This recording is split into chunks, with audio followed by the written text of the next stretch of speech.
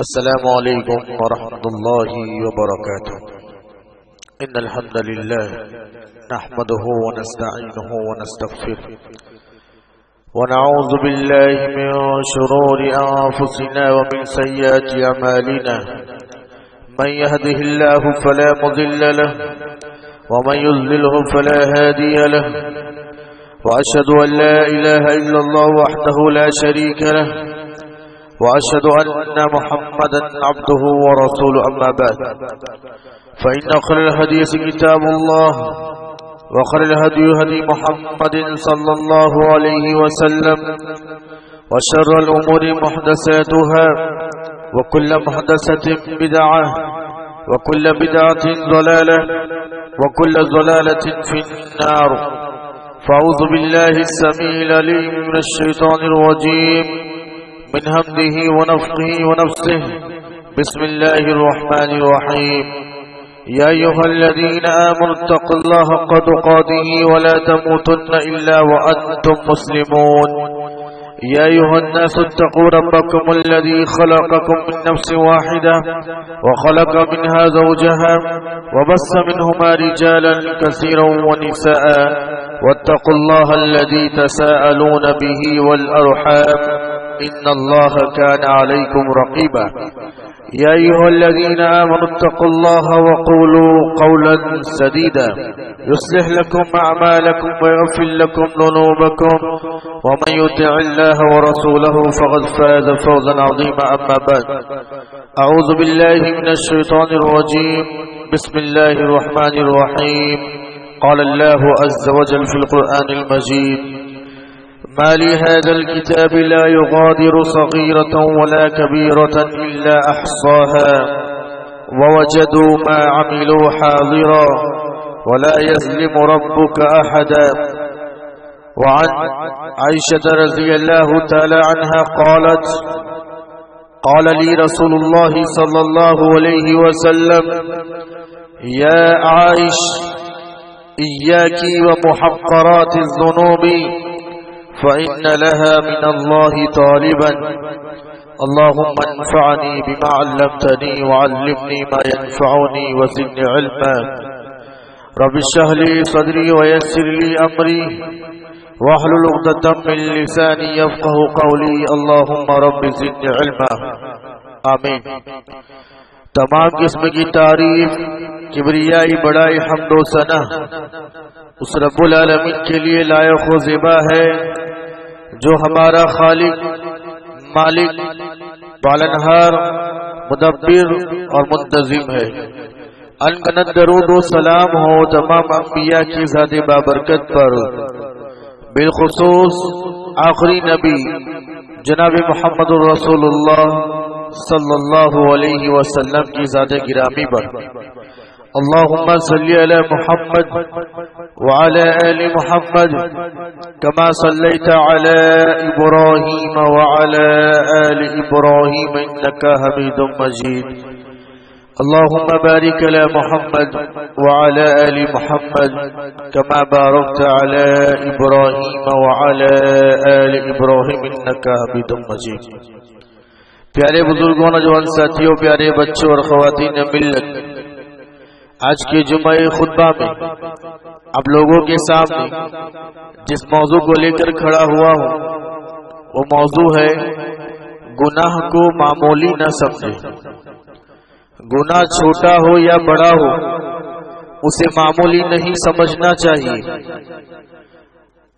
شریعت نے قرآن اور حدیث میں گناہ کی ہولنا کیا اور گناہ کرنے والوں کو کتنے گمبھیر انجام سے گزرنا پڑتا ہے اس کا ذکر کیا گیا ہے۔ ایک مومن اور مسلمان کے لیے کوئی بھی گناہ چاہے وہ چھوٹا ہو یا بڑا ہو معمولی نہیں ہوتا ہے۔ بہت ساری باتیں انشاءاللہ میں آپ کے سامنے رکھوں گا۔ آپ سب جانتے ہیں شریعت نے گناہ کے 3 قسمیں بتائی ہے۔ پہلی قسم وہ ہے جس کے بارے میں اللہ تعالیٰ فرماتا ہے کہ اگر کوئی شخص وہ گناہ کر کے آئے گا تو اللہ تعالیٰ اسے ہرگز معاف نہیں کرے گا جب تک کہ وہ توبہ نہ کرے.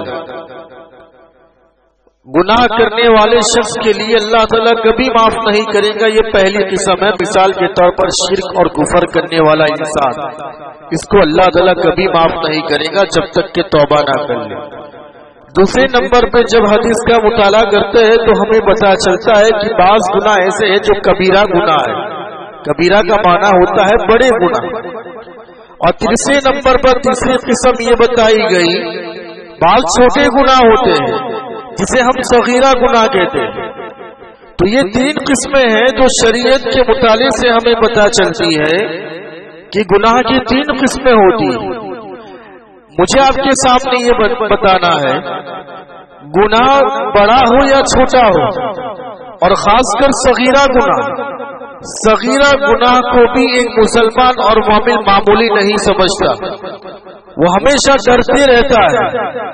یہ اس لیے میں بات کہہ رہا ہوں کہ آپ صلی اللہ علیہ وسلم کی حدیث کے مطابق جو انسان چھوٹے چھوٹے گناہ کرتا ہے، صغیرہ گناہ سے بچتا نہیں ہے، اس کے لیے ہلاکت لکھتی جاتی ہے. وہ گمراہیوں میں پڑ جاتا ہے، صحیح راستے سے ہٹ جاتا ہے. ایک چھوٹے چھوٹے گناہ اگر کوئی سمجھتا ہی نہ ہو ارے کیا ہوگا یہ گناہ کر لینے سے، کوئی یہ سمجھتا ہے تو میرے بھائیوں حدیث کے مطابق ایسا انسان گمراہیوں میں جا گر پڑتا ہے، بھٹک جاتا ہے صحیح راستے سے، صراط مستقیم سے ہٹ جاتا ہے. ہدایت جیسی بڑی نعمت سے وہ مایوس ہو جاتا ہے. اسی لیے آپ صلی اللہ علیہ وسلم نے مثال دیتے ہوئے فرمایا چھوٹے چھوٹے گناہوں کی مثال وہ مسافروں کی طرح ہے جو مسافر سفر کے لیے نکلتے ہیں. جب وہ سفر کے لیے نکلتے ہیں تو کھانے کا وقت ہوتا ہے، کھانے کے لیے وہ اکٹھے ہوتے ہیں، انہیں آگ کی ضرورت پڑتی ہے. حدیث کی سمجھوتی آپ کے سامنے بیان کر رہا ہوں. آگ کی ضرورت پڑتی ہے روٹی پکانے کے لیے. وہ آگ ڈھونڈتے ہیں، آگ کیسے جمع کی جائے. مسافروں کا ہر فرد جنگل کے اندر لکڑی ڈھونڈنے کے لیے نکل جاتا ہے. ایک ادھر جاتا ہے ایک ادھر جاتا ہے اور سب لوگ مل کر ایک ایک لکڑی لے کر آ کر وہ آگ کا انبار لگاتے ہیں، وہ آگ سلگاتے ہیں، روٹی پکاتے ہیں اور روٹی کھا لیتے ہیں. بالکل اسی طرح جو ایک ایک لکڑی جمع کر کے آگ ہو گئی، اسی طریقے سے اللہ کے رسول نے فرمایا مَتَى يُؤْخَذُ بِهَا صَاحِبُهَا تُهْلِكَهُ. بالکل اسی طرح جو ایک ایک لکڑی جمع ہو کر آگ سلگ گئی، آدمی کا ایک ایک گناہ اس کے نامہ اعمال میں جمع ہوتا ہے اور آدمی کو پتہ نہیں چلتا ہے کہ وہ مجھے ہلاک کر رہا ہے، کب ہلاکت کے گڑھے میں مجھے لے کر گر پڑے گا، آدمی کو پتہ ہی نہیں چلتا. بالکل اسی طرح میرے بھائیوں اللہ کی رسول نے ایک اداہرن دے کر سمجھایا کسی بھی گناہ کو معمولی نہیں سمجھنا چاہیے. حضرت عائشہ رضی اللہ تعالیٰ عنہا اب صلی اللہ علیہ وسلم کی چہیتی بیوی، امت کی ماں، امہات المؤمنین، امت کی ماں حضرت عائشہ سب سے زیادہ پرہیزگار عورت، اس کو نصیحت کرتے ہوئے آپ صلی اللہ علیہ وسلم فرماتے ہیں یا عائش، پیار سے کہتے ہیں. اللہ کی رسول صلی اللہ علیہ وسلم عائشہ کو پیار سے عائش بلاتی تھی. یا عائش، یا عائشہ، ایاکی و محقرات الذنوب، کسی بھی گناہ کو معمولی سمجھنے سے بچ، یعنی گناہ ہی مت کر. ایاکی و محقرات الذنوب فإن لها من اللہ طالبا، اس لیے کہ کل اللہ تعالی ہر گناہ کا حساب لینے والا ہے، اس کے پاس تم ہر گناہ پانے والے ہو. یہ صحیح حدیث ہے. اور آپ صلی اللہ علیہ وسلم عائشہ رضی اللہ تعالیٰ عنہا کو یہ بات سمجھا رہے ہیں. اللہ اکبر، بہت بڑی بات ہے میرے بھائیوں. لہذا ضروری بنتا ہے کہ انسان گناہوں سے بچے.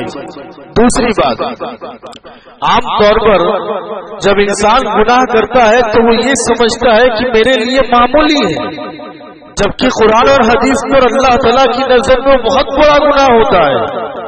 آپ کو پتا نہیں چلتا، ہمیں پتا نہیں چلتا، ہماری زبان سے نکلنے والا لفظ اللہ کے نزدیک بہت بڑا گناہ بن جاتا ہے، ہمیں پتا نہیں چلتا، ہم یہ سمجھتے ہیں کہ ہم معمولی بات کرتے ہیں۔ اسی لیے آپ صلی اللہ علیہ وسلم حضرت عائشہ رضی اللہ تعالیٰ عنہا پر تہمت لگائی گئی، آپ جانتے ہیں، پورا واقعہ جانتے ہیں، نعوذ باللہ حضرت عائشہ رضی اللہ تعالیٰ عنہا کو بدکاری کی تہمت لگائی گئی، اور یہ منافقوں کی چال تھی، اور منافقوں نے مدینے کے اندر اتنا معاملہ بچایا، اس تہمت کو اتنا بڑا چڑھا کر بولا کہ بیچارے جو بھولے والے مسلمان تھے وہ بھی اس کی زد میں آ گئے، وہ بھی حضرت عائشہ کے بارے میں برا بھلا کہنے لگے، یہ تہمت میں آ گئے۔ دیکھیے میرے بھائیو، انسان یہ سمجھتا ہے کہ میری زبان سے معمولی نکلا ہے، لیکن اللہ تعالیٰ کے نزدیک بہت بڑا گناہ ہوتا ہے۔ وہ تہمت میں آ گئے، وہ بھی حضرت عائشہ کے بارے میں غلط سلط باتیں کرنے لگے۔ فوراً قرآن مجید کے اندر آیت نازل ہوئی، استلقونه بألسنتكم وتقولون بأفواهكم ما ليس لكم به علم وتحسبونه هينا وهو عند الله عظيم۔ تم جو اپنی زبان سے باتیں کر رہے ہو لا علمی کے طور پر، جانتے نہیں ہو معاملہ کیا ہے، اللہ تعالیٰ جانتا ہے عائشہ کے ساتھ کیا ہوا ہے، اور تم تہمت لگائے ہوئے ہو اور علم نہ ہونے کی بنا پر باتیں کرے جا رہے ہو۔ وَتَحْسَبُونَهُ هَيِّنًا، تم اپنے آپ کو بڑا معمولی سمجھتے ہو، یہ تہمت لگانے کا گناہ تم نے معمولی سمجھا ہے، وَهُوَ عِندَ اللَّهِ عَظِيمٌ، جبکہ اللہ تعالیٰ کے نزدیک یہ بہت بڑا گناہ ہے۔ بعض وقت انسان اپنی زبان سے باتیں کرتا ہے، اپنی زبان سے الفاظ نکالتا ہے، اس کی نظر میں وہ معمولی ہوتا ہے، اللہ کی نظر میں وہ بہت بڑا گناہ ہوتا ہے، لہذا ہر انسان کو اس پر خیال کرنا چاہیے۔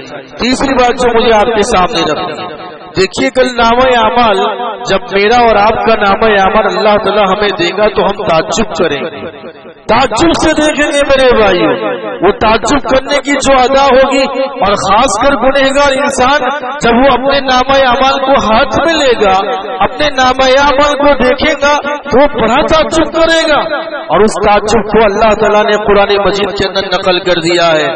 مالی حاضر کتابی، وہ گنہگار کہے گا ارے اس کو کیا ہو گیا ہے، نامہ اعمال کے سامنے اشارہ کرتے ہوئے فرمائے گا ارے اس نامہ اعمال کو کیا ہو گیا ہے، اس کتاب کو کیا ہو گیا ہے، لا یغادر صغیرۃ ولا کبیرۃ الا احصاها، ہر چھوٹی سے چھوٹی چیز اور ہر بڑی سے بڑی چیز اس نے لکھ دی ہے، ہر چھوٹی سے چھوٹی چیز، ہر بڑی سے بڑی چیز اس نامہ اعمال کے اندر موجود ہے۔ وَوَجَدُوا مَا عَمِلُوا حَاضِرًا، اللہ تعالیٰ ہر انسان کا نامہ اعمال حاضر کر دے گا، ان کو کھول کر بتا دے گا۔ وَلَا يَظْلِمُ رَبُّكَ أَحَدًا، اللہ تعالیٰ اپنے بندوں پر ذرہ برابر بھی ظلم کرنے والا نہیں ہے۔ اس آیت کے اندر یہ پتا چلا انسان کے نامہ اعمال میں ہر چھوٹی چھوٹی چیز بھی موجود ہوگی جو کل قیامت کے دن اس کو دکھائی جائے گی، ہر بڑی سے بڑی چیز موجود ہوگی جو کل قیامت کے دن اس سے بتائی جائے گی، دکھائی جائے گی، گواہی لی جائے گی اس سے میرے بھائیوں۔ لہذا انسان کو گناہ کرنے سے بچنا چاہیے۔ اسی طرح آپ جانتے ہیں شیطان کی بہت بڑی چال ہوتی ہے، شیطان ایک مومن اور مسلمان کو ڈائریکٹ گمراہ نہیں کرتا ہے، کیونکہ اسے معلوم ہے یہ قوم قرآن پڑھنے والی ہے، یہ قوم حدیث جاننے والی ہے، وہ ڈائریکٹ گمراہ نہیں کرتا ہے بلکہ وہ انڈائریکٹلی گمراہ کرتا ہے، وہ اپنی چال کھیلتا ہے۔ پہلے ایک مسلمان مومن کو چھوٹے چھوٹے گناہوں کے اندر مبتلا کرواتا ہے، انسان چھوٹے چھوٹے گناہ کرتے کرتے کب بڑا گناہ کر دیتا ہے اسے پتا نہیں چلتا ہے۔ اب صلی اللہ علیہ وسلم نے فرمایا ان الشیطان قد ایس ان یعبد بارضکم هذه، اس زمین کے اندر شیطان مسلمان اور مومن سے مایوس ہو چکا ہے کہ شیطان کی عبادت کی جائے گی، اس سے مایوس ہو چکا ہے۔ ولكن قد رضی منکم المحقرات، لیکن شیطان اس بات سے خوش ہے کہ میں مومن اور مسلمانوں کو بھی چھوٹے چھوٹے گناہ کرواؤں گا، ان سے اس کی تعلیم دوں گا، چھوٹے چھوٹے گناہ کرواؤں گا. صحیح حدیث میں نے آپ کے سامنے رکھی ہے. لہذا ضروری بنتا ہے انسان ہر گناہوں سے بچے. اور اتنا ہی نہیں میرے بھائی، ایک مومن اور مسلمان جب گناہ کرتا ہے تو گناہ کرتے ہوئے وہ اپنے آپ میں بھار محسوس کرتا ہے، بوجھ سمجھتا ہے میں نے یہ گناہ کیا ہے، کہیں میں ہلاک نہ ہو جاؤں، کہیں میں ختم نہ ہو جاؤں اور میرا نامہ اعمال جہنمیوں میں سے نہ ہو جائے. ایک مومن اپنے اوپر، اپنے دل کے اوپر بھار محسوس کرتا ہے، ایک مسلمان اپنے دل کے اوپر بھار محسوس کرتا ہے. اللہ اکبر. اسی انداز کو آپ صلی اللہ علیہ وسلم نے صحیح حدیثوں کے اندر بیان کیا. ان المؤمن یرا ذنوبہ کان قائدا تحت جبل یخاف ان یقع الیہ. ایک مومن جب گناہ کرتا ہے تو اسے ایسا لگتا ہے کہ میں ایک پہاڑ کے نیچے بیٹھا ہوں، ابھی تھوڑی دیر میں یہ پہاڑ مجھ سے گرنے والا ہے. اتنا بڑا بوجھ ایک مومن اور مسلمان اپنے اوپر لیے پھرتا ہے جب وہ گناہ کرتا ہے. میں توبہ کر لوں، میں اللہ تعالیٰ سے معافی مانگ لوں کیونکہ میرے اوپر پہاڑ کے برابر بوجھ پڑا ہوا ہے اور میں اس پہاڑ کے نیچے ڈب نہ جاؤں، یہ مومن سوچتا ہے. اور کافر اور فاجر کی حالت کیا ہوتی ہے؟ وَأَنَّ الْفَاجِرَ یرا ذنوبہ کذباب مر علی انفہ. اور ایک کافر قسم کا انسان، ایک فاجر قسم کا انسان، ایک گنہگار انسان جب گناہ کرتا ہے تو گناہ کو بڑا معمولی سمجھتا ہے، اتنا معمولی سمجھتا ہے جیسے کہ ایک مکھی اس کے ناک کے پاس سے گزرتی ہے اور وہ اشارہ ایسے کرتا ہے، بالکل اسی طرح وہ گناہ کو سمجھتا ہے ایک فاجر اور کافر. لہذا ایک مومن اور مسلمان اور گناہ کے بھار کو لیے پھرتا ہے، اسی لیے وہ زیادہ جلدی کرنے میں توبہ کرتا ہے. اللہ اکبر. لہذا انسان کو بچنا چاہیے. اسی طریقے سے دیکھیے ہمارے انبیاء جو تھی وہ معمولی لفظوں پر ڈرنے والے تھے، معمولی سی لفظوں پر جو ان سے ہوئی اس سے ڈرنے والے تھے. ایک بہت بڑی حدیث ہے، اس کا شعر اور اس کا ایک ٹکڑا میں آپ کے سامنے رکھنا چاہتا ہوں. جب کل قیامت کا دن ہوگا اور سب لوگ نفسی نفسی کے عالم میں ہوں گے تو گنہگار لوگ سفارش کروانے کے لیے بابا آدم کے پاس پہنچیں گے، بابا آدم کے پاس پہنچیں گے، انہیں اپنی فضیلتیں یاد دلائیں گے. انت ابونا، آپ ہمارے ابا جان ہو، وہ ابو البشر، آپ انسانیت کی ابا جان ہو. خلقہ اللہ بیدی، خلقک اللہ بیدی. اللہ تعالیٰ نے آپ کو اپنے ہاتھ سے پیدا کیا ہے، اللہ تعالیٰ نے آپ کے اندر روح پھونکی ہے، اللہ تعالیٰ نے آپ کے لیے فرشتوں کو سجدہ کرنے کا حکم دیا ہے. یہ فضیلت بیان کرنے کے بعد انسان گنہگار انسان سفارش کرنے کی خواہش کرے گا، اے بابا آدم اب ہمارے لیے اللہ تعالیٰ سے سفارش کر لیجئے، بلامر کر لیجئے، ہمیں معاف کروا دیجئے. بابا آدم یہ کہیں گے میں ڈرتا ہوں، آج کا دن اللہ تعالیٰ بہت غصے میں ہے، آج اللہ تعالیٰ غضبناک ہے، میں اس کے غصے سے ڈرتا ہوں، مجھ سے ایک لغزش ہو چکی ہے. وہ اپنی لغزش کو یاد کریں گے، میں نے نہ اللہ تعالیٰ کے حکم کے خلاف ورزی میں نے کی تھی اور وہ درخت کا پتا میں نے کھا لیا تھا، مجھے ڈر ہے کہ اللہ تعالیٰ مجھ پر بھی غصہ کرے گا، میں سفارش نہیں کر سکتا ہوں. بہت بڑی بات ہے میرے بھائیوں، یا ڈرنے والے تھے، سفارش کرنے سے منع کر دیا. اسی طرح عام طور پر انسان جیسے آپ صلی اللہ علیہ وسلم کا زمانہ ختم ہوا، صحابہ کی حالت میں اور صحابہ کی نظر میں دیکھیے گناہ بہت بڑی چیز تھی، بہت بڑی چیز تھی. حضرت انس رضی اللہ تعالیٰ عنہ، امام بخاری نے اس قول کو نقل کیا ہے، حضرت انس رضی اللہ تعالیٰ عنہ جیسے آپ صلی اللہ علیہ وسلم کا زمانہ ختم ہوا، انس رضی اللہ تعالیٰ نے دیکھا کہ لوگ گناہوں کے اندر مبتلا ہو چکے ہیں اور وہ گناہ کو گناہ ہی نہیں سمجھتے. انکم لتعلمون اعمالا ہی ادق فی اعینکم من الشعر. کیا ہو گیا ہے تم لوگوں کو، تم گناہ کرنے کو اپنے بال سے بھی باری سمجھتے ہو، جبکہ ہم صلی اللہ علیہ وسلم کے زمانے میں گناہ کرنے کو ہلاکت سمجھتے تھے. گناہ کرنے والا انسان ہلاک ہو جائے گا اور ہم بہت بری چیز سمجھتے تھے گناہ کو، اور آپ ہو کہ بال سے باریک سمجھتے ہو گناہ کو. یہ حضرت انس رضی اللہ تعالیٰ عنہ کا قول ہے. اسی طریقے سے حضرت عمر رضی اللہ تعالیٰ عنہ کی وفات کا وقت جب قریب آتا ہے تو لوگ ان کے پاس آتے ہیں ملاقات کے لیے. ایک شخص آتا ہے, حضرت عمر رضی اللہ تعالیٰ عنہ کو ان کی فضیلتیں یاد دلاتا ہے. آپ تو ثانی خلیفہ ہو, آپ دوسرے خلیفہ ہو, آپ تو آپ صلی اللہ علیہ وسلم کے ساتھی ہو, آپ تو شہادت کے درجہ پانے والے ہو, آپ کی فضیلت تو یہ ہے, یہ ہے, یہ ہے, ساری فضیلتیں گناتا ہے. آپ کو کیا ڈر ہے؟ حضرت عمر رضی اللہ تعالیٰ کہتے ہیں سب بات صحیح ہے, لیتنی ابنا اخی ذالک, اے میرے بھتیجے سب بات صحیح ہے, لیکن بس میں ایک ہی بات سے ڈرتا ہوں کہ اللہ تعالیٰ مجھے میری نیکیوں کا بدلہ نہ دے, لیکن میرے گناہ کے بارے میں اف تک نہ پوچھ, میرے گناہوں کی خبر مجھے